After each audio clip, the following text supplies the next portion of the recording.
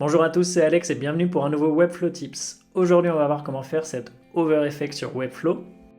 Dans cet Over Effect, on va jouer avec pas mal de notions d'animation, notamment d'opacité, de changement de taille, de changement de couleur de fonte et pas mal d'autres petits trucs.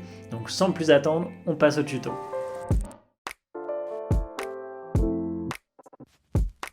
Ok, donc on va essayer d'analyser un peu comment on va faire. Donc en gros, ça c'est notre visuel original. Donc on aura le choix entre skincare et potion.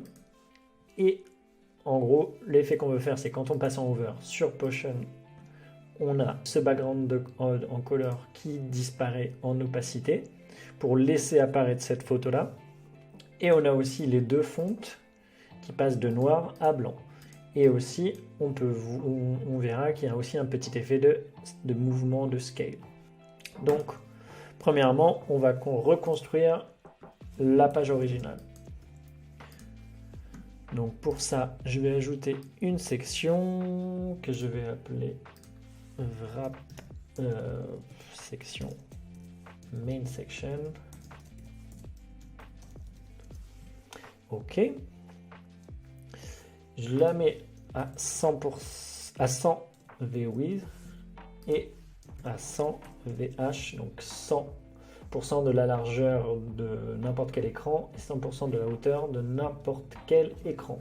C'est pour ça que c'est important de mettre VWidth et VHeight. Mais bon, si vous suivez les Webflow Tips, ça fait un petit moment que vous savez ça. Donc là, dans notre section, on va ajouter une div que l'on va appeler wrapper title. Et à l'intérieur de mon wrapper title, je vais insérer un heading. Là, je vais venir chercher mon texte. Je copie, hop. Je lui ajoute une classe, title. Si je reprends mon design, on est en majuscule. Donc, je vais dans More Options, majuscule. Là, on est à 5 EM. Donc, en fait, les EM, c'est cool parce que ça permet de toujours s'adapter à la taille de notre écran. Donc ça, c'est très chouette. Donc là, on va prendre notre wrapper title. On ajoute une flexbox centrée justifiée au centre. Et comme ça, on peut ajuster un peu la taille de notre title. Donc là, on va le mettre à 8. 8 c'est un peu trop. 7. 6. Là, c'est vraiment... On tâtonne. 6.2. C'est pas mal. 6.2, ouais, voilà, on est comme ça, on a les petites marges qui restent sur le côté. Comme ça, si on teste, voilà, en gros, j'ai toujours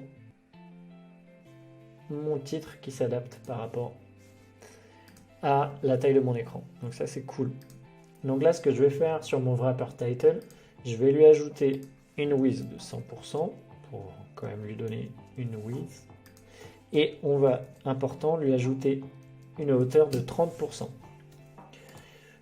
Comme ça, on est dans le ratio de notre visuel original.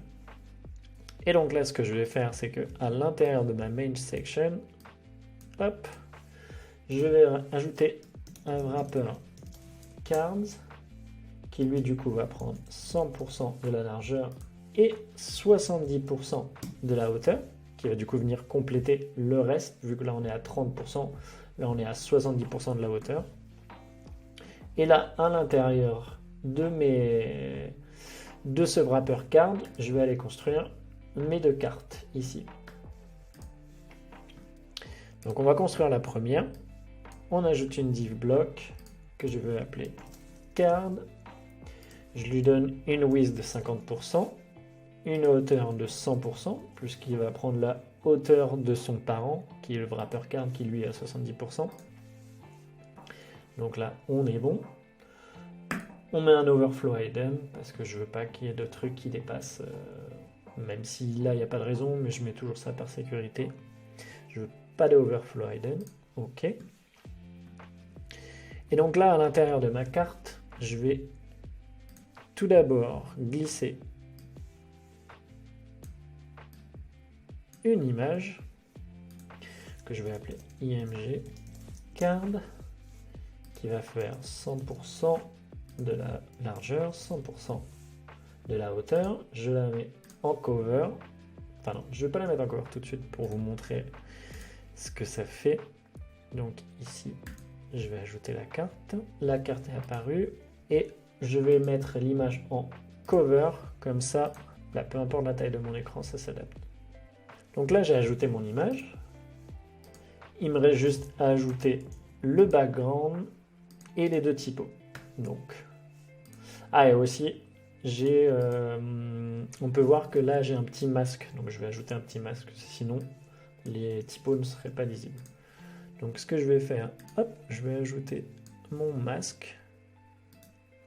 Donc là, hop, je vais ajouter masque. Je mets une position absolue pour qu'il passe par-dessus. Alors, on va lui mettre un background black. Et là, vous voyez, on peut voir qu'il y a un bug. Enfin, c'est pas un bug, c'est normal. C'est parce qu'en fait, mon masque est en position absolue par rapport à mon body. Il faut du coup que je mette ma carte en relative pour que mon masque soit en absolu par rapport à ma carte. Et pour faire bien les choses, on va mettre une position de mon masque à 2, une position relative de mon image à 1, comme ça l'image sera toujours en dessous du masque. Je passe mon masque à une petite opacité. On est à combien sur le visuel? On est à 30%. Donc on va mettre 30%. Donc là, on est bon. Je vais ajouter par-dessus mon masque le background, le BG color. Je vais lui aussi lui donner une position absolue qui prend toute la largeur et la hauteur de l'écran, enfin de ma carte, donc je le mets en full. Et je le mets en position 3 pour qu'il passe au-dessus de mon masque. Et là, je vais aller chercher ma couleur, mon petit gris. Hop, je mets ma couleur, bam. Et voilà. Donc là, on est bon. Dernière étape, les typos. Donc, je vais ajouter un wrapper encore au-dessus que je vais appeler wrapper content. Donc là, ce que je vais faire, c'est que je vais ajouter une flexbox à ma carte. Je vais aligner, centrer, enfin justifier et aligner, centrer le tout. Comme ça, on peut voir que mon wrapper, le but c'était de le centrer, mais parce qu'en fait, il faut que je mette mon image card aussi en absolute. Et là, voilà. Là, mon wrapper content est centré.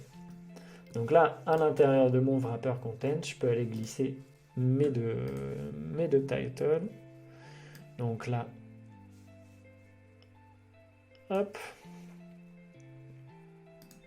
Et là, vous voyez, on ne le voit pas parce que je lui ai pas mis de z-index. Là, je lui mets un z-index relative du coup à 4. Et voilà, là, on passe dessus. Donc là, je mets un H2 parce qu'au final, on a déjà mis un H1. Et en termes de SEO, avoir deux H1, c'est pas bon. Donc je mets mon H1, hop, skincare.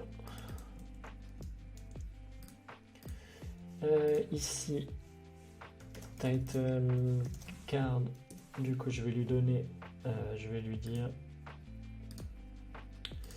d'être en capital, voilà. Et je vais insérer un autre heading qui va être un H3, voilà. Que je vais mettre au-dessus de ma carte. Et là, du coup, on voit que c'est pas centré comme sur ma maquette. Donc pour ça, c'est assez simple. On ajoute une classe, on ajoute une flexbox à notre wrapper, flexbox verticale, et aligner centrer le contenu. Donc ici, je vais l'appeler subtitle card. Et je vais juste lui enlever hop, le capital ici. Parce qu'au final, ici on n'est pas en capital. Donc voilà. Là, on a le wrapper content, on a le background color, et là, si j'enlève mon background color pour voir, on a le masque et notre image. Donc notre première carte est faite. Donc ce qui est intéressant, c'est que là, je vais venir lui donner un petit nom. Je vais l'appeler carte 1, wrapper content 1, BG color 1, masque 1 et image card 1. En fait, le fait d'ajouter une nouvelle classe, ça va me permettre après de... Là, du coup, je vais copier, coller, hop. Mais là, on voit que vu que j'ai pas mis de flexbox sur mon wrapper, voilà, ça s'était ajouté en dessous, mais là c'est bon, c'est aligné horizontalement. Donc là, à l'intérieur de mon wrapper card, j'ai 2 cartes. Et là, en fait, je vais juste changer la classe de mon deuxième wrapper. Donc là, je vais aller dans card, je vais lui ajouter une classe 2. Mon wrapper content, je vais lui ajouter une classe 2. Mon BG color, je vais lui ajouter une classe 2. Et tout en remplaçant évidemment la première. Enlever la classe 1. J'ajoute une classe 2 à mon masque. Et mon image, je lui ajoute une classe 2 aussi. Donc là, au final, ce qui est cool, c'est que vu que j'ai une nouvelle classe, si je change la couleur hop, de mon background color,